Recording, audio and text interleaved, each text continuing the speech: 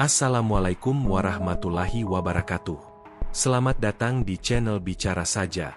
Sebelum lanjut ke cerita, tulis sholawat dulu di komentar ya, agar kelak kita mendapatkan syafaat di akhirat nanti. Amin.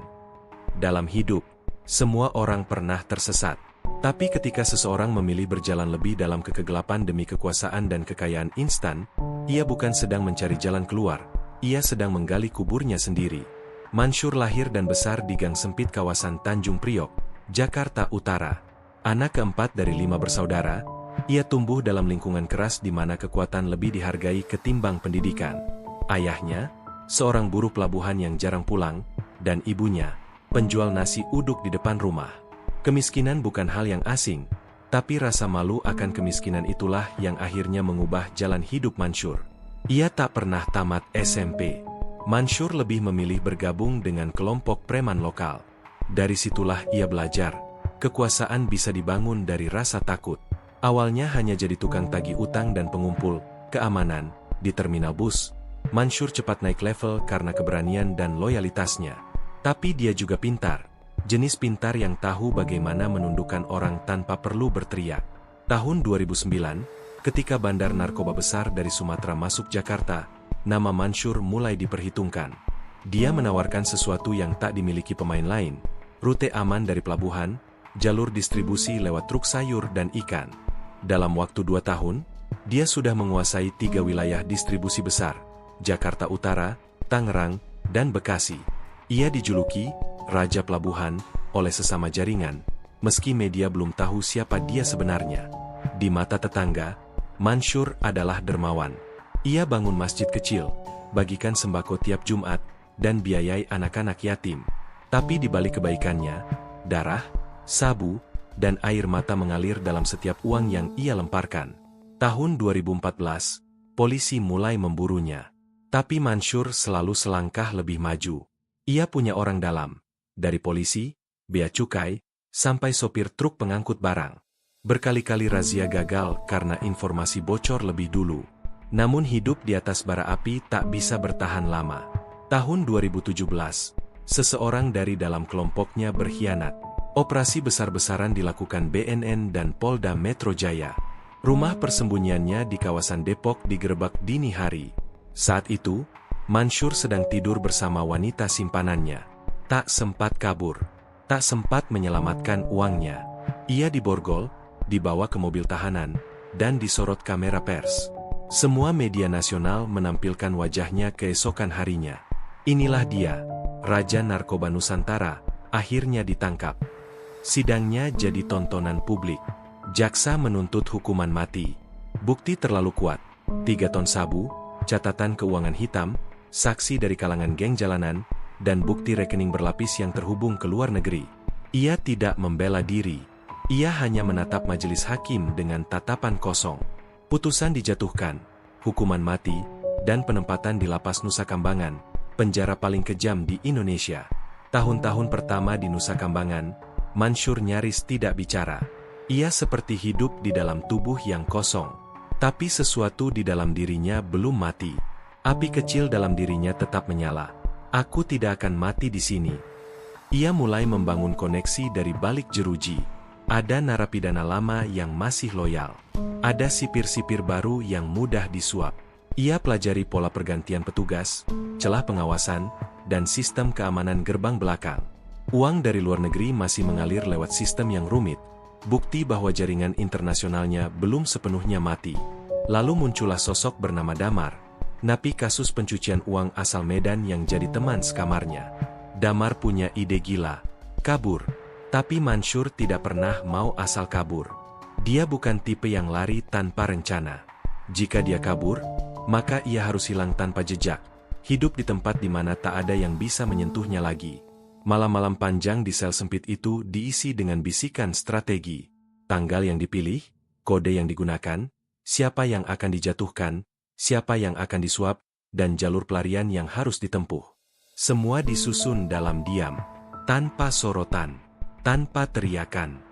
Seperti racun yang disiapkan pelan-pelan, tapi mematikan saat-saatnya tiba. Mansyur tahu, ini bukan cuma soal pelarian. Ini soal hidup atau mati. Dan yang lebih penting, ia tak akan mati sebagai tahanan. Namun di balik tekad itu, ada lubang gelap yang mulai terbuka. Dalam keheningan malam, kadang Mansur termenung. Tatapannya kosong menembus jeruji. Ia teringat wajah ibunya, suara adik-adiknya, dan tawa anak kecil yang tak pernah ia kenal. Anaknya yang mungkin kini tumbuh tanpa tahu siapa ayahnya. Kadang, penyesalan memang datang, tapi sayangnya, ia datang ketika waktu sudah tak bisa kembali. Nusa Kambangan bukan sekadar penjara. Ia adalah dunia yang mati di tengah dunia yang hidup. Sebuah pulau dengan udara yang berat, dinding yang dingin, dan jeruji yang bukan hanya menahan tubuh, tapi juga mengekang jiwa. Mansur sudah 2 tahun mendekam di sana. 2 tahun dalam rutinitas yang seperti siksaan psikologis. Bangun pukul 5, apel pagi, makan nasi dingin, duduk diam dalam sel hingga matahari padam. Di antara waktu-waktu itu, hanya suara alam yang menjadi hiburan, jeritan camar, desiran angin laut, dan kadang, jeritan manusia yang kehilangan akalnya karena tak tahan dikurung terlalu lama. Selnya terletak di Blok F, salah satu blok isolasi bagi narapidana hukuman mati. Tidak ada jendela, hanya lubang ventilasi kecil setinggi kepala. Tiap malam, Mansur tidur di atas matras tipis yang keras seperti papan. Tapi bukan kerasnya lantai yang menyiksanya, melainkan suara di kepalanya sendiri. Kalau kau mati besok, kau mati sebagai penjahat. Begitu suara itu terus mengganggu, berulang-ulang seperti kaset rusak. Setiap hari, wajah-wajah baru datang dan pergi. Ada yang baru masuk, ada yang dipindah, ada pula yang dibawa keluar untuk dieksekusi. Dan anehnya, setiap kali suara sepatu pasukan Brimob terdengar malam-malam, semua napi dalam Blok F langsung senyap. Itu adalah bunyi kematian. Dan semua tahu, suatu hari, giliran mereka akan tiba. Mansur tidak takut mati. Tapi ia tidak terima mati di sini. Tidak seperti ini. Ia tidak ingin tubuhnya dikubur di tanah penjara. Tak dikenal, tak diakui. Ia ingin mati dengan nama. Atau lebih baik tidak mati sama sekali. Damar, teman sekamarnya, seperti bayangan dalam setiap rencana. Ia berusia lebih muda, cerdas, dan pernah bekerja sebagai teknisi IT untuk jaringan penipu daring. Tangannya lihai, pikirannya dingin. Damarlah yang pertama kali membisikkan ide gila itu. Kita bisa keluar dari sini. Tapi caranya bukan lari, tapi dibawa keluar. Katanya malam itu sambil menggambar skema sederhana di lantai sel dengan pecahan genting. Mereka mulai mengamati siapa saja yang punya akses ke dalam. Siapa saja yang terlihat kesepian, lemah, atau bisa dibeli. Target mereka adalah 2 sipir yang sering bertugas shift malam, Pak Seno dan Arif. Pak Seno sudah lama frustrasi karena gaji kecil dan anaknya sakit di rumah. Arif masih muda, sering main HP saat berjaga. Mereka berdua menjadi celah pertama dalam sistem yang selama ini dianggap tak bisa ditembus. Tapi untuk mempengaruhi sipir, perlu lebih dari sekadar uang. Perlu rasa percaya. Maka dimulailah permainan akal. Mansur menawarkan informasi kepada Pak Seno tentang napi lain yang merencanakan kerusuhan. Informasi itu terbukti benar. Dalam seminggu, 2 napi dipindah ke sel isolasi, dan Pak Seno mendapat pujian dari atasannya. Lalu pada suatu malam, setelah apel malam dan lampu dimatikan, Pak Seno datang diam-diam ke sel Mansur. Ia tidak bicara apapun, hanya menatap lama, lalu berkata, "Apa maumu sebenarnya?" Dan disitulah rencana besar dimulai. Mansur tidak langsung menyebut pelarian. Ia menyebutnya pengalihan narapidana demi penyelamatan jiwa, membungkus rencana kotor dalam bahasa formal yang licik. Ia janji, jika berhasil, keluarga Pak Seno akan mendapat cukup uang untuk biaya rumah sakit anaknya hingga lulus sekolah. Uang itu akan dikirim lewat Damar, yang dari dalam lapas masih bisa mengakses sistem perbankan lewat HP ilegal yang diselundupkan dengan bantuan napi dari dapur. Sementara itu, Mansur mulai mengatur dinamika dalam Blok F. Ia menghasut beberapa napi untuk membuat kekacauan kecil di dapur, baku hantam kecil, sabotase air, protes makanan. Semua diatur dengan ritme yang membuat petugas kelelahan dan lengah. Mereka mulai percaya bahwa ketegangan meningkat, padahal semua itu hanya pengalihan. Waktu terus berjalan. Hari-hari terakhir menuju eksekusi pun diumumkan secara diam-diam oleh petugas kepada napi tertentu, termasuk kepada Mansur. Ia diberitahu bahwa dalam waktu 21 hari, giliran regu tembak akan menjemputnya. Tapi anehnya, ia tidak panik. Ia malah tersenyum kecil malam itu. Karena baginya, angka itu bukanlah hitungan mundur menuju kematian, melainkan jadwal pelarian. Damar mempercepat semua koordinasi. Uang dikirim. Seno dan Arif sudah siap. Mobil logistik disiapkan. Dalam waktu seminggu, lubang kecil dibor dari bagian belakang dapur menuju tempat parkir logistik. Seno mengatur kamera pengawas agar buram selama 11 menit. Cukup untuk mengeluarkan satu orang melalui troli barang. Namun semua ini adalah perjudian tingkat tinggi. Jika satu orang saja salah gerak, jika satu sipir berubah pikiran, jika satu kamera gagal disabotase, maka segalanya akan berakhir bukan dengan pelarian, tapi peluru. Dan malam itu, ketika angin laut berhembus lebih dingin dari biasanya, Mansyur berdiri di depan cermin kecil di selnya. Ia merapikan rambut, mencukur jenggotnya, dan mengenakan baju tahanan bersih. Lalu ia memejamkan mata. "Besok malam, aku tidak akan ada di sini lagi," bisiknya pada dirinya sendiri. Ia tidak tahu bahwa di balik rencana sempurna yang ia susun, nasib telah menulis akhir yang jauh lebih kelam. Malam itu, langit di atas Nusa Kambangan gelap gulita. Awan tebal menutup bulan, dan angin laut membawa aroma garam dan karat ke dalam setiap sudut jeruji. Di Blok F, semua napi telah digiring kembali ke sel masing-masing setelah apel malam. Petugas keamanan mulai bersiap untuk rotasi jaga tengah malam. Semuanya tampak seperti malam-malam biasa, tenang, tapi menyimpan bahaya yang tak kasat mata. Namun tidak bagi Mansyur. Malam ini bukan malam biasa. Ini adalah malam yang ia rancang selama lebih dari 7 bulan.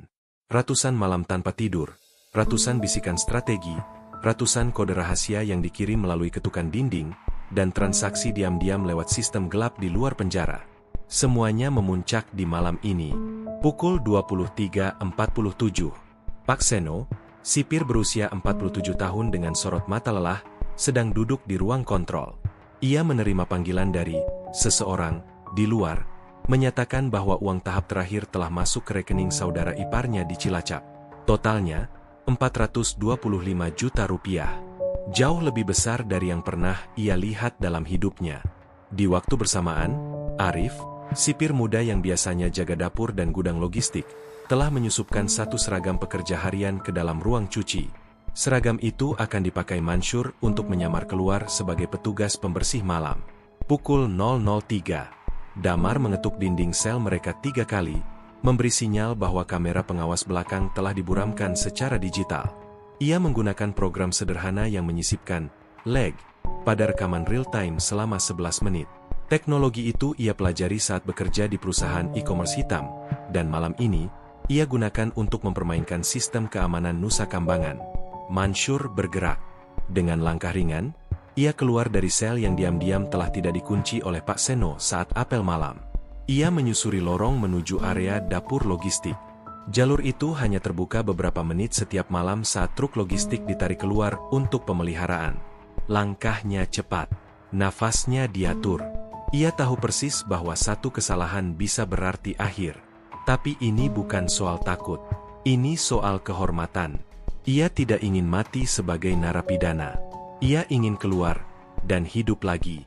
Saat ia tiba di ruang dapur, Arif telah menunggunya di pintu belakang. Di tangannya, selembar troli dorong besi yang sudah dimodifikasi. Di bawahnya, pintu kecil terbuka, cukup untuk menyusupkan tubuh manusia. Di atasnya, tumpukan dus dan karung makanan membungkus bagian bawah seperti logistik biasa. Tanpa banyak bicara, Mansyur masuk ke dalam troli. Tubuhnya meringkuk. Nafasnya ditahan. Jantungnya berdetak cepat. Arif mendorong troli itu seperti biasa. 2 petugas di gerbang dapur membukakan pintu tanpa curiga. Troli itu melewati lorong menuju garasi kecil tempat truk logistik parkir. Di dalam truk itulah rencana sebenarnya dimulai. Bagian bawah truk telah dilapisi dengan pelat palsu. Di bawahnya, ruang sempit cukup untuk 1 orang bersembunyi. Arif membuka pintunya, dan Mansyur segera pindah ke bawah pelat itu. Dalam gelap, dalam diam, ia menyatu dengan bayang-bayang. Pukul 00.17. Truk dinyalakan. Pengemudi, salah satu kaki tangan dari jaringan lama Mansyur yang bekerja sebagai supplier logistik, telah mendapat izin keluar lebih awal malam ini karena alasan penggantian ban. Truk bergerak perlahan menuju gerbang utama. Sementara itu, di ruang kontrol, Pak Seno menyalakan ulang sistem kamera, mencocokkan ulang waktu, dan memastikan tak ada yang janggal. Ia tahu, setelah malam ini, hidupnya tak akan pernah sama lagi. Namun, tak ada rencana yang sempurna. Di pos pemeriksaan akhir, salah satu petugas Brimob yang baru masuk dan tidak mengenal kode permainan ini merasa curiga. Ia melihat catatan logistik dan melihat bahwa truk itu seharusnya keluar pukul 2, bukan pukul 00.30. "Pak, ini truk sayur bukan yang digeser jam keluarnya?" tanya sang petugas, curiga. Sopir truk, sambil menahan degup jantungnya, menjawab, "Iya Pak, perintah dari Pak Arif, ada penggantian jadwal." Petugas itu sempat menatap truk dengan tatapan ragu. Ia menghampiri bagian belakang, mengangkat terpal tipis, dan hanya melihat karung makanan. Tapi sebelum sempat bertanya lebih jauh, suara dari radio panggilannya menginterupsi. Ada keributan kecil di dapur penjara. Napi bersih tegang dengan petugas soal makanan basi. Sebuah pengalihan yang sudah dirancang damar bersama dua napi lainnya. Petugas itu menghela napas. Ia angkat tangannya dan memberi isyarat jalan. Pukul 00.29. Truk keluar dari gerbang Nusa Kambangan. Di dalam ruang sempit, tubuh Mansur gemetar.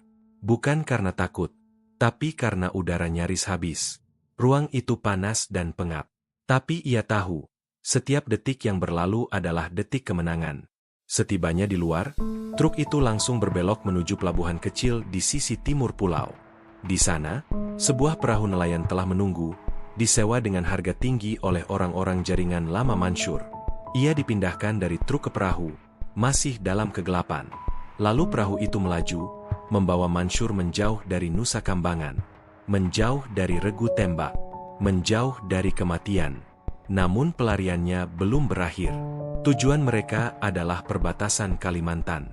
Dari sana, ia akan menyeberang ke Malaysia lewat jalur laut, lalu terbang menggunakan identitas palsu ke Phnom Penh, Kamboja, negeri yang dianggap aman karena tidak punya perjanjian ekstradisi formal dengan Indonesia untuk kejahatan narkoba. Tapi saat perahu itu melaju, dan angin laut menerpa wajahnya, Mansur sadar, meski ia telah bebas secara fisik, ia belum benar-benar lepas dari bayangan masa lalu. Di dalam dirinya, suara itu masih terdengar.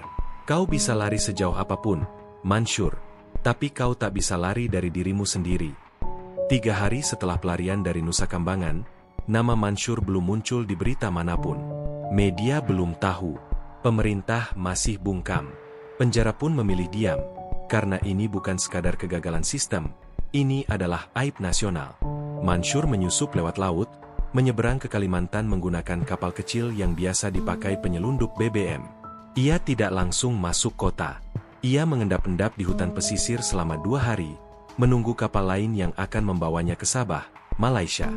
Di kota pelabuhan kecil bernama Lahad Datu, ia disambut oleh orang lama dari jaringannya.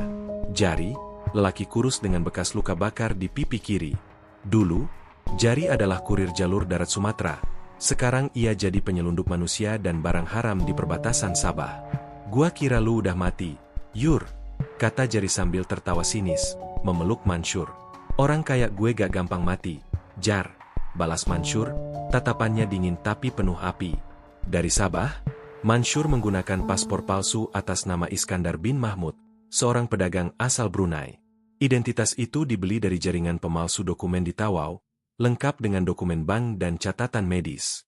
Dari sana, ia terbang ke Phnom Penh, ibu kota Kamboja. Penerbangannya tenang. Ia duduk di kelas ekonomi dengan masker dan topi. Tak ada yang mengenali wajahnya. Dunia belum tahu bahwa seorang narapidana hukuman mati baru saja menembus 3 perbatasan negara. Saat pesawat menyentuh landasan Phnom Penh International Airport, Mansur menghela napas panjang. Akhirnya bebas, gumamnya. Ia tidak tahu bahwa kalimat itu akan menjadi awal dari neraka baru.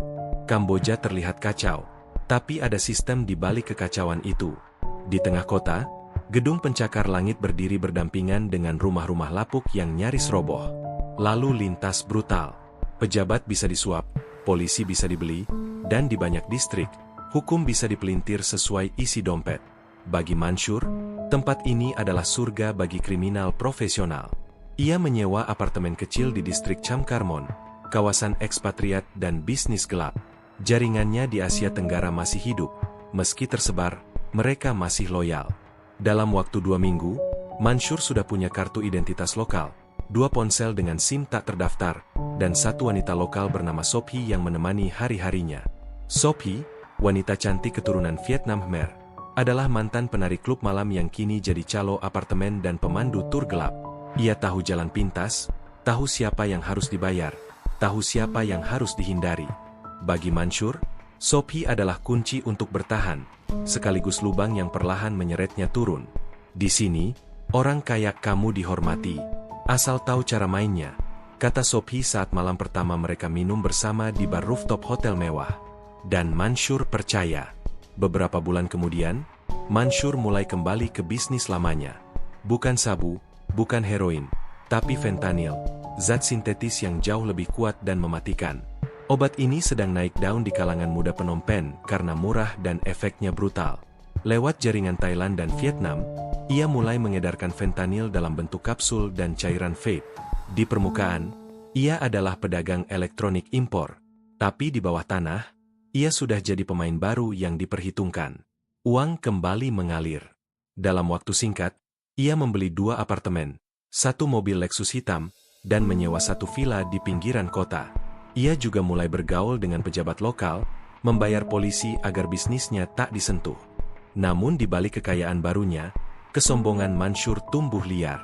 Ia mulai meninggalkan kehati-hatian, mulai tampil di klub malam, mulai membuat keributan, bahkan sempat menampar pelayan bar karena dianggap lambat mengantarkan minuman. Dan yang paling fatal, ia mulai mempercayai terlalu banyak orang. Suatu malam, Sophi pulang ke apartemen dalam keadaan mabuk. Ia menangis di sofa, menyebut nama seseorang bernama Phanak, mantan kekasihnya yang kini jadi informan polisi anti narkoba Kamboja. Mansyur mencurigainya, tapi tak mengambil tindakan.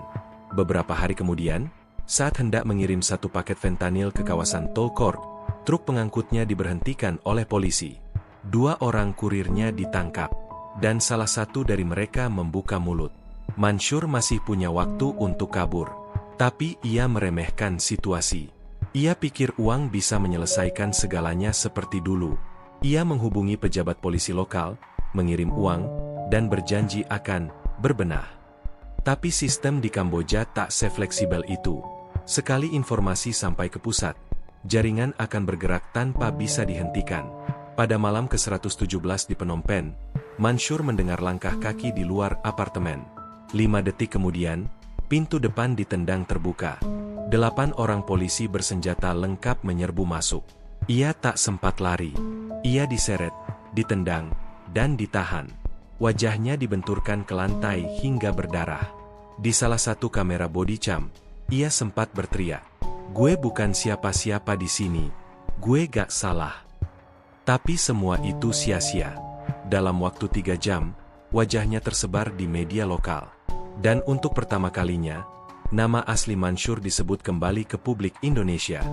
Pukul 2.14 dini hari, Mansyur terbangun dengan pipi kanan berdarah dan tangan diborgol ke belakang. Ruangan yang ia tempati bukan sel tahanan biasa. Bau kencing, besi karat, dan keringat memenuhi udara. Dindingnya berjamur, dan lantainya basah entah oleh apa. Di pojok ruangan, seorang pria tua dengan mata lebam menggigil, menatap kosong ke langit-langit. Mansyur mencoba bergerak, tapi dadanya terasa sesak. Sisa pukulan tadi masih membekas di rusuk. Ia ingat betul bagaimana polisi Kamboja menendangnya hingga tersungkur. Tak ada surat, tak ada penjelasan. Hanya teriakan dalam bahasa Khmer yang tak ia pahami. Beberapa jam kemudian, seorang pria berseragam abu-abu masuk. Posturnya kecil, tapi tatapannya tajam. Namanya Letkol Phanak, Kepala Unit Anti Narkotika Wilayah Phnom Penh. Pria yang, tanpa disadari Mansyur, pernah dicintai Sophi, wanita yang kini menghilang entah kemana. Emir Iskandar, atau harus saya panggil Mansyur, ucap Phanak dalam bahasa Inggris patah-patah. Mansyur diam. Ia mencoba menyembunyikan keterkejutan. Kami tahu siapa kamu. Nama kamu keluar dari mulut kurirmu sendiri. Dan wanita kamu? Dia cerita segalanya malam itu. Termasuk masa lalu kamu di Indonesia. Nusa Kambangan, regu tembak, pelarian. Sekujur tubuh Mansyur seakan berhenti berdetak. 3 hari berikutnya, Mansyur dipindahkan ke Praesar Prison, salah satu penjara terbesar dan paling kejam di Kamboja. Bangunannya tua dan sesak. Ruang 3x4 meter diisi 14 orang tahanan. Mereka tidur berhimpitan, bergantian berdiri agar yang lain bisa berbaring. Di antara mereka, banyak yang hanya berbaju dalam, kulit bersisik, dan mata merah seperti tak pernah tidur. Di sana, tidak ada sopan santun. Siapa yang kuat, dia berkuasa. Makanan dibagi tidak adil. Petugas penjara hanya lewat sekali sehari, dan sisanya adalah hukum rimba. Hari pertama, Mansyur dipukuli oleh napi lokal karena menolak membayar uang selamat datang. Ia sempat melawan, namun kalah jumlah. Gigi belakangnya patah, dan bibirnya robek hingga ke dagu. Hari kedua, ia dituduh mencuri sandal, alasan klasik untuk mempermalukan tahanan baru. Sandal itu dilempar ke wajahnya, dan ia dipaksa menjilatnya di depan napi lain. Hari ketiga, ia menyerah. Ia tak lagi mencoba melawan. Dalam hitungan minggu, tubuh Mansyur berubah. Beratnya turun drastis. Rambutnya gondrong tak terurus. Tangannya gemetar, bukan karena sakit, tapi karena tertekan. Tidak ada jaringan, tidak ada uang, tidak ada pelindung. Semua yang dulu membuatnya raja, kini hanyalah beban masa lalu yang tak lagi berguna. Ia mulai menulis. Di selembar kertas sisa, ia coret-coret dengan arang bekas api masak. Gue pikir bisa hidup mewah di luar. Gue pikir, selama punya uang, semua bisa dibeli. Tapi di sini, lo bukan siapa-siapa. Bahkan nama pun dicabut. Tulisan itu tak pernah ia tunjukkan ke siapa-siapa. Ia lipat kecil dan sembunyikan di balik celananya. Suatu malam, suara langkah berat terdengar dari lorong. Pintu sel dibuka.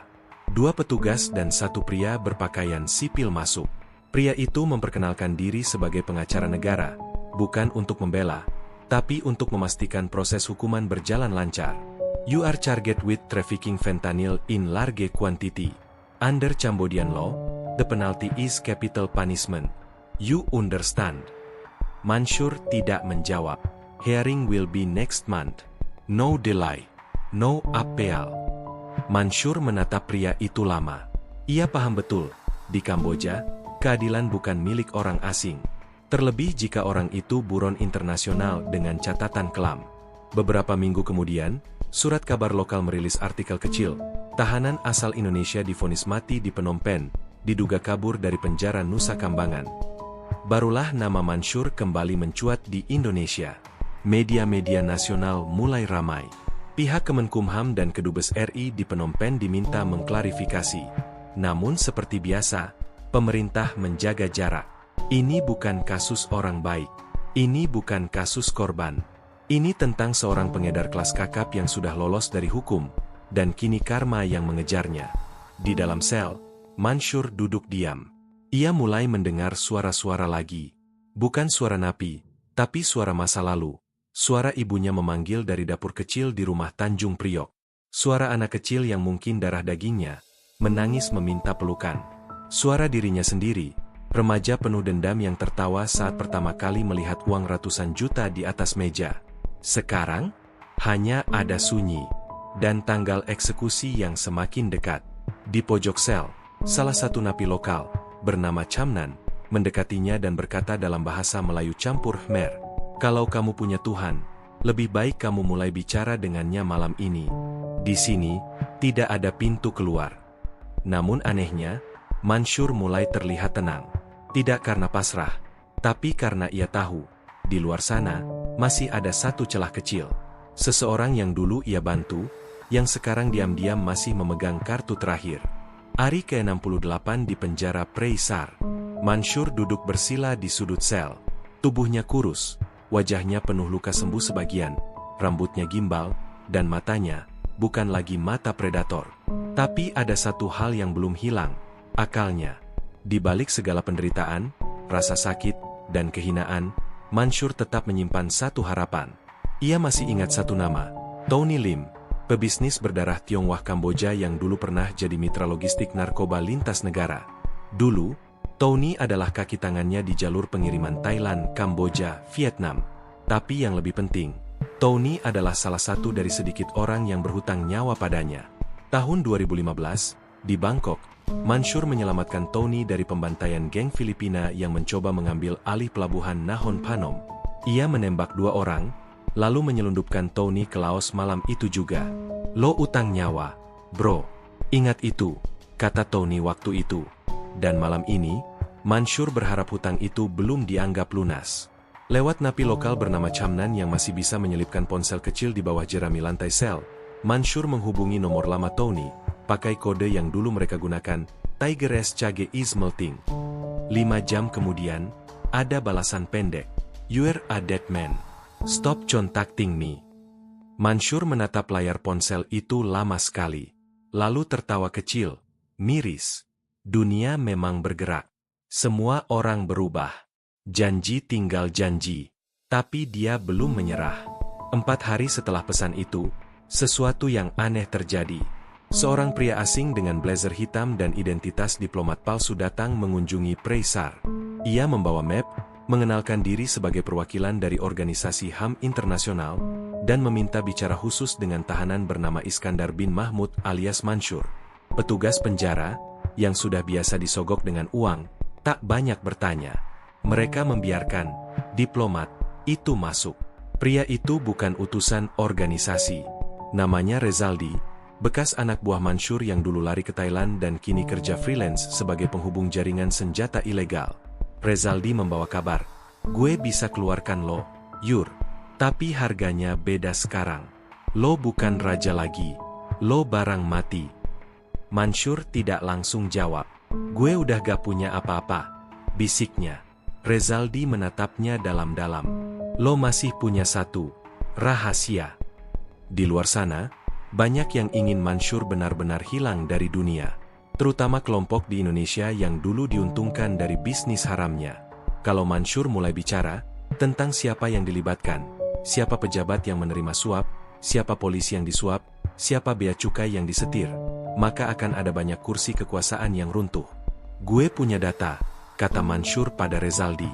"Catatan rekening, nama, jalur transfer, semuanya.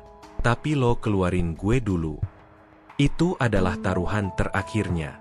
Rezaldi pergi. Dan selama 7 hari, tak ada kabar. Mansyur mulai kehilangan harapan. Tapi pada malam ke-8, penjara gempar. Alarm berbunyi. Lampu mati. Salah satu bagian tembok belakang blok B terbakar. Napi mulai teriak. Petugas pontang-panting. Di tengah kekacauan itu, seseorang datang diam-diam ke sel Mansyur, memakai seragam petugas, wajah ditutup masker. Ia menyeret Mansyur, memborgolnya dengan tangan di depan, bukan di belakang. Lalu membawanya ke ruang laundry, tempat truk laundry penjara biasanya keluar masuk tanpa banyak pemeriksaan. Itulah cara Mansyur nyaris kabur untuk kedua kalinya. Namun rencana itu gagal total. Saat truk laundry menuju gerbang, tiba-tiba petugas cadangan yang tidak masuk dalam rencana pengalihan mendengar suara aneh dari dalam kendaraan. Mereka menghentikan truk, membuka pintu belakang. Dan di sana, Mansyur ditemukan, berlumuran darah karena tersayat besi tajam di bawah bak. Ia diseret keluar seperti hewan. Dipukuli di depan gerbang. Video itu bocor ke media lokal, memperlihatkan buronan Nusa Kambangan yang mencoba kabur lagi, kali ini dari penjara asing. Indonesia geger. Pemerintah akhirnya angkat suara. Kemenlu RI mengonfirmasi identitas Mansyur dan menegaskan bahwa ia tidak akan dibantu. "Kami tidak memiliki kewenangan intervensi. Tersangka telah melarikan diri dari hukuman mati di Indonesia dan melakukan pelanggaran berat di negara lain. Kami tidak membenarkan tindakan kriminal lintas negara," begitu bunyi pernyataan resmi. Beberapa hari setelah insiden itu, Mansyur dipindahkan ke sel isolasi tanpa cahaya. Air hanya mengalir sekali sehari. Makanan dilempar lewat celah pintu. Tak ada manusia yang berbicara dengannya. Suara-suara kembali muncul. Tapi kali ini bukan suara masa lalu, melainkan suara dirinya sendiri. "Lo pikir lo bisa selamat? Lo pikir lo bisa kabur dari karma? Dunia gak butuh lo lagi, Mansyur. Bahkan Tuhan pun gak mau jawab doa lo."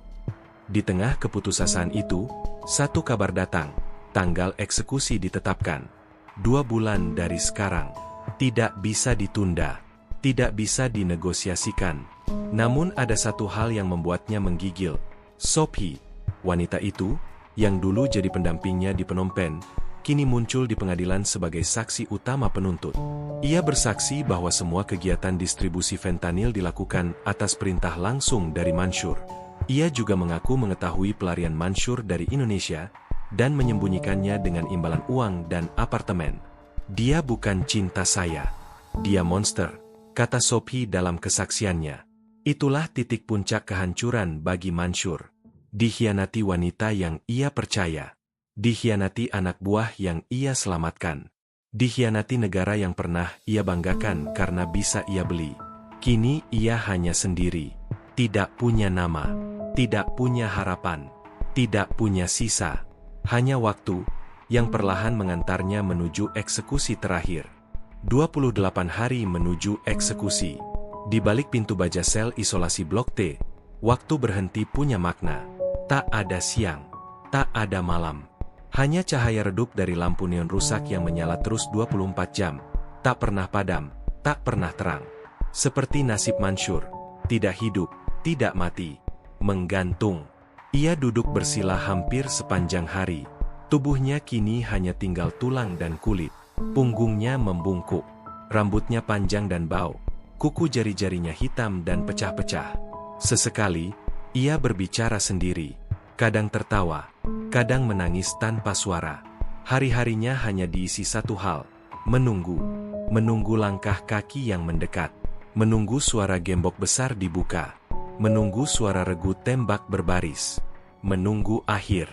Suatu malam, untuk pertama kalinya sejak vonis mati ditetapkan, seseorang mengetuk pintu selnya secara pelan. Suara lembut, tidak seperti penjaga biasanya. Dari celah sempit, muncul wajah seorang pria tua berkebangsaan lokal, berjanggut putih panjang, mengenakan pakaian sederhana berwarna coklat. Tangannya menggenggam tas kecil berisi buku lusuh dan sebotol air. Namanya Hundara, rohaniwan penjara. Ia datang tanpa protokol, tanpa pengawal. Hanya ditemani udara sunyi dan tatapan kosong Mansyur dari balik jeruji. Aku datang bukan untuk mengampuni, tapi untuk mendengarkan, kata Hundara dalam bahasa Melayu bercampur Khmer. Mansyur tertawa kecil. Lo kira gue masih peduli sama pengampunan? Tidak, tapi mungkin masih peduli pada makna, balas si tua itu. Sejak malam itu, Hundara datang setiap 2 hari sekali. Duduk di depan jeruji, bicara perlahan. Ia tidak berceramah, tidak menyuruh bertobat. Ia hanya menceritakan cerita-cerita pendek, tentang napi yang mati dengan damai karena berdamai dengan dirinya sendiri, tentang seorang jenderal tua yang membunuh ratusan orang tapi menghabiskan sisa hidupnya mengasuh anak yatim di desa terpencil, atau tentang seorang pengemis yang tak pernah berhenti tersenyum. Dan untuk pertama kalinya, Mansyur mendengarkan, bukan mengatur. Ia tidak menyangkal, tidak berdebat. Ia hanya diam. Lalu mulai bertanya, "Mengapa gue masih hidup, Hun?" tanyanya suatu malam. "Karena ada satu hal yang belum lo bicarakan pada diri sendiri," jawab Hundara sambil menyandarkan tubuhnya ke dinding sel. Mansyur terdiam, lalu berkata lirih, "Gue gak tahu siapa gue sebenarnya." Hari ke-14 menuju eksekusi. Hundara memberikan selembar kertas dan sebatang pensil pendek. Tulis, "Bukan untuk pengampunan, tapi untuk kejujuran." Dan malam itu, untuk pertama kalinya sejak ia kabur dari Nusa Kambangan, Mansyur menulis, "Gue pikir gue berkuasa, tapi gue cuma budak dari rasa takut jadi orang biasa. Semua yang gue lakukan, jual narkoba, sogok pejabat, pukuli orang, tipu keluarga gue sendiri, semua karena gue takut gak diakui. Takut jadi bukan siapa-siapa. Sekarang, gue benar-benar bukan siapa-siapa. Dan anehnya, itu gak seburuk yang gue bayangin." Tulisan itu ia lipat, taruh di bawah tempat tidurnya. Tidak untuk dibaca siapa-siapa, hanya untuk dirinya sendiri. Sebuah pengakuan. 3 hari kemudian, Hundara datang untuk terakhir kali. Ia tak membawa tas, tak membawa buku, hanya duduk dan menatap dalam-dalam ke mata Mansyur. "Aku akan pergi, tapi kamu sudah selesai," katanya. "Selesai? Ya, kamu bukan orang yang sama lagi. Kamu bukan pelarian, bukan pengedar, bukan korban. Kamu hanya manusia. Mansur tertawa kecil, tapi kali ini tidak pahit. Ia mengangguk, dan untuk pertama kalinya, ia memejamkan mata dengan damai. Malam ketiga sebelum eksekusi, petugas penjara membacakan prosedur. Pagi hari eksekusi, ia akan diminta menulis pesan terakhir. Jika tidak ingin menulis, akan diminta menandatangani lembar putih kosong sebagai bukti formal ia menerima nasibnya secara sadar. Mansur tidak menjawab. Ia hanya bertanya, "Kalau gue minta, dibakar, bukan dikubur, bisa?" Petugas menatapnya sejenak, lalu mencatat permintaan itu. Hari eksekusi, pukul 4.30 pagi. 4 orang petugas masuk ke sel, memberikan pakaian putih. Borgol dilepas, diganti ikatan kain. Wajahnya dibersihkan, kakinya dibungkus kain hitam. Saat dibawa keluar dari sel, Mansur menoleh ke belakang. Tatapan terakhir pada jeruji besi yang pernah ia sebut neraka. Tapi kali ini, ia tidak takut. Di luar, regu tembak telah siap. 4 penembak, 3 peluru asli, 1 kosong, supaya tak ada yang tahu peluru siapa yang membunuh. Ia diminta berdiri di tiang kayu. Dada terbuka, tidak ditutup mata. Sebelum tembakan dilepaskan, petugas bertanya, "Kata terakhir." Dan Mansur berkata, "Jangan lari dari hidup, biar gak dikejar mati." Pukul 5.1, dentuman senapan membelah pagi Phnom Penh. Tubuh Mansur terhuyung, lalu jatuh. Diam. Usai. Namun cerita belum selesai di situ. 2 hari setelah eksekusi, seseorang datang ke tempat kremasi, mengambil Abu Mansur dan membawa pergi dalam kotak kayu kecil. Orang itu tak dikenal, tidak meninggalkan nama.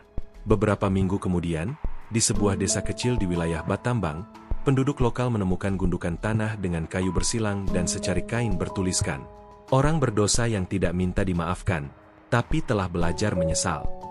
Hari keempat setelah eksekusi, langit Phnom Penh mendung. Sebuah truk pengangkut jenazah kremasi dari Preisar berhenti di depan rumah krematorium sederhana di distrik Dangkor. Di dalamnya, 1 kotak logam kecil berisi abu tubuh Mansur.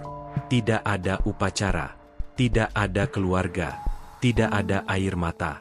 Hanya 1 pria tua mengenakan topi caping dan pakaian compang-camping yang datang, menunjukkan kertas kecil dari Hundara.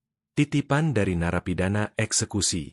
"Abu ini harus dikubur di tempat yang tenang," katanya dalam bahasa Khmer. Pria itu tidak tercatat namanya. Tapi beberapa hari kemudian, warga desa Battambang menyebutnya sebagai lelaki bisu pembawa dosa. Namun yang terjadi di Indonesia, jauh lebih gemuruh daripada kremasi sepi itu. Di Jakarta, di sebuah ruangan bawah tanah yang tersembunyi di belakang sebuah kantor hukum terkenal, seorang pria bernama Drs Haji Wicaksono, mantan pejabat tinggi BNN, menatap laptop dengan wajah pucat. Ia memutar rekaman suara yang dikirim lewat email terenkripsi. "Nama lo ada di daftar, Pak Wicak. Di rekening atas nama anak lo di Singapura. Gua gak dendam, tapi lo harus siap kalau nama lo kebuka." Rekaman itu datang 2 hari setelah Mansur ditembak mati. Email itu disertai file spreadsheet berisi alur dana mencurigakan dari tahun 2013 hingga 2021. Jumlahnya miliaran rupiah. Beberapa nama terkenal tercantum sebagai penerima tetap. Dari jaksa, perwira polisi, hingga pejabat imigrasi dan pengadilan.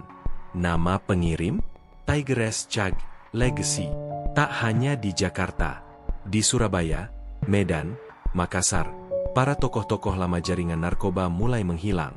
Beberapa melarikan diri ke luar negeri, yang lain memilih membakar gudang dan menghapus jejak. Dalam waktu 3 minggu setelah kematian Mansur, 7 sindikat narkoba regional pecah. Mereka saling tuduh, saling bunuh. Mansur mati, tapi data yang ia tinggalkan masih hidup. Dan data itu menyebar seperti virus. Kepolisian Indonesia yang awalnya bungkam, tiba-tiba membentuk Satgas Internal Khusus Penanganan Warisan Mansur. Tapi publik tahu, itu cuma upaya mengendalikan narasi. Di belakang layar, sejumlah nama besar mulai diseret. 3 jenderal purnawirawan diperiksa. 2 orang anggota DPR hilang kontak. Bahkan satu pengacara kondang ditemukan gantung diri dengan secarik catatan. Gue gak sangka mayatnya yang ngebakar karir gue. Di Kamboja, Letkol Van Nak menerima surat misterius ke kantornya. Hanya selembar foto. Dirinya, tahun 2016, sedang menerima bungkusan hitam dari seorang pria, Mansyur. Di belakang foto itu, tulisan tangan berbunyi, "Yang kita kubur, belum tentu ikut terkubur." Van Nak gemetar. Ia perintahkan pembakaran semua dokumen. Tapi ia tahu, siapapun yang menyimpan salinan data itu, punya bom waktu yang bisa meruntuhkan kepalanya. Namun yang paling mengejutkan datang dari Vietnam. Seorang wartawan investigasi dari Ho Chi Minh, Nguyen Thu Trang, menghubungi media Indonesia dengan klaim bahwa ia memiliki salinan lengkap, daftar hitam Mansyur, yang dikirim langsung dari orang anonim bernama Rezaldi. Sosok yang diketahui sebagai penyambung terakhir Mansyur sebelum upaya pelarian terakhir di Kamboja. Di dalam salinan itu, tercantum jalur masuk sabu dari Myanmar via Laos. Nama-nama polisi pelabuhan yang disogok. Catatan pengiriman barang via peti mati dan kendaraan ambulans palsu. Jumlah uang yang mengalir ke yayasan-yayasan amal fiktif. Trang berjanji akan merilis dokumen itu secara serial, seperti potongan luka yang dibuka pelan-pelan. Maka dimulailah yang disebut media Vietnam dan Thailand sebagai The Ghost Village, dosa orang mati yang menghukum yang hidup. Namun, di antara semua badai itu, satu tempat tetap sunyi, kampung halaman Mansyur di Tanjung Priok. Di sana, sebuah rumah kecil berwarna hijau lumut terlihat kosong. Dindingnya retak, pintunya digembok. Tapi di dalam, ada seorang wanita tua yang tak pernah bicara. Ibu kandung Mansyur. Setelah putranya divonis mati bertahun lalu, ia tak pernah keluar rumah lagi. Dan ketika berita kematian resmi datang dari KBRI, ia hanya menjawab dengan satu kalimat. "Anakku mati sekali, tapi dosanya mati berkali-kali." Yang tragis, bukan hanya karena Mansyur mati, tapi karena ia sempat berpikir bisa melawan dunia dengan uang dan kuasa. Dan ironisnya, justru saat ia tak punya apa-apa, hanya kertas, pensil, dan penyesalan, ia menghancurkan dunia yang dulu membesarkannya. Warisan Mansyur bukan tanah, bukan uang, tapi data. Dan itu jauh lebih mematikan. Di akhir narasi ini, satu pertanyaan tertinggal di kepala banyak orang. Apakah keadilan benar-benar telah ditegakkan? Atau hanya ganti peran, dari satu iblis ke iblis lainnya? 2 minggu setelah eksekusi, seseorang berdiri di bawah pohon bodhi di dekat ladang padi di pinggiran Battambang, Kamboja. Ia mengenakan topi lebar, tubuhnya tinggi dan kurus, dan di tangannya ada kotak kecil dari kayu jati tua, dibungkus kain putih. Ia membuka lubang dangkal, menanam kotak itu perlahan, lalu menancapkan sebilah kayu dengan tulisan tangan. Orang berdosa yang tidak minta dimaafkan, tapi menyesal tanpa suara. Pria itu adalah Rezaldi. Ia tidak menangis, tidak berdoa, hanya diam, lama sekali, lalu berbalik, berjalan ke arah sepeda motornya. Sebelum naik, ia menyimpan satu USB drive ke dalam saku dalam jaket. Di dalamnya, sisa file data Legacy Mansyur, sebagian sudah tersebar, sebagian belum pernah dibuka. Di Bangkok, Rezaldi tinggal di apartemen kecil, menyamar sebagai pekerja pengantar barang. Ia tidak punya identitas tetap, hanya paspor palsu dengan nama Joko Arwan. Di bawah tempat tidurnya, tersembunyi 2 koper berisi uang tunai, sisa pembayaran dari orang-orang yang dulu ingin membeli data warisan Mansyur. Tapi Rezaldi tidak pernah benar-benar hidup dari uang itu. Ia diburu oleh jaringan narkoba lama, oleh sisa-sisa milisi pribadi pejabat kotor, bahkan oleh orang-orang yang dulunya satu tim dengannya. Ia hidup berpindah-pindah. Hari ini Bangkok, minggu depan Ho Chi Minh, bulan depan mungkin Kuala Lumpur. Tapi di setiap tempat ia singgah, ia hanya melakukan 2 hal, membaca dan menulis. Bukan tentang kejahatan, tapi tentang penyesalan. Rezaldi mulai menulis memoir, Anjing Hitam, dari kaki mafia ke pembawa abu. Ia menulis bukan untuk diterbitkan, tapi untuk mengingat bahwa hidupnya pernah bersentuhan dengan orang seperti Mansyur, dan bahwa dari dosa yang paling pekat pun, bisa lahir satu percikan kesadaran. Di sisi lain Kamboja, Hun Dara kembali ke desa asalnya. Setelah puluhan tahun menjadi rohaniwan penjara, ia memutuskan pensiun. Dalam satu wawancara dengan surat kabar lokal, ia ditanya, "Apa napi paling mengesankan yang pernah Bapak dampingi?" Jawabnya pelan, "Satu orang. Ia pembunuh, pengedar, penipu.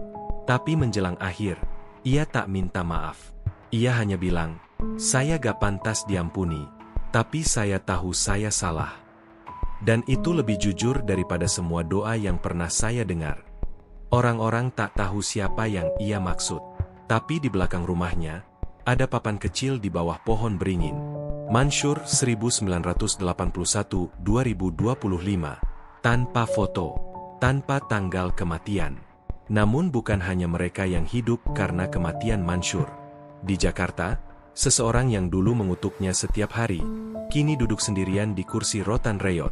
Seorang ibu tua, wajahnya sayu, mulutnya diam, tapi matanya masih hidup, walau kadang menatap kosong.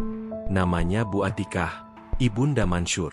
Sejak anaknya divonis mati di Indonesia, ia menutup diri. Tapi diam-diam, setiap malam ia nyalakan lilin kecil. Satu-satunya yang dibiarkan menyala di rumah gelap itu. Ketika kabar kematian resmi dikirim dari KBRI, ia hanya berkata, "Setidaknya sekarang dia gak lari lagi." Tetangga bilang, mereka melihatnya sering berbicara sendiri di depan foto hitam putih Mansyur waktu kecil. Tapi mereka juga bilang, untuk pertama kalinya sejak 10 tahun terakhir, Bu Atikah pernah terlihat tersenyum. Bukan karena bahagia, tapi karena akhirnya, semua berhenti. Di tempat lain, di media, nama Mansyur berubah menjadi mitos. Ada yang menyebutnya, Raja Narkoba Terakhir. Ada pula yang menyebutnya, hantu Nusa Kambangan. Dokumenter dibuat, podcast dibahas, film indie direncanakan. Tapi tak satu pun menyentuh siapa dia sebenarnya. Karena kebenaran tentang orang seperti Mansyur bukan pada apa yang ia lakukan, tapi pada apa yang ia tinggalkan. Ia mati, tapi warisannya hidup. Ia dihukum, tapi menghakimi banyak orang yang masih bernafas. Ia bukan pahlawan, bukan penjahat penuh karisma. Ia hanya cermin retak dari sistem yang pernah menuhankannya. Dan di hari ke-100 sejak kematiannya, sebuah email muncul di redaksi media besar Indonesia. Tidak ada subjek, hanya satu lampiran, video berdurasi 2 menit. Dalam video itu, Mansyur duduk di sel, mengenakan pakaian putih lusuh. Ia menatap kamera dan berkata, "Kalau lo nonton ini, artinya gue udah gak ada. Gue cuma mau bilang satu hal. Hidup itu pilihan, tapi dosa itu investasi. Lo pikir bisa kabur? Bisa, tapi bunganya pasti ditagih. Kalau gak hari ini, ya nanti, sama hidup, atau sama mati." Lalu layar menghitam.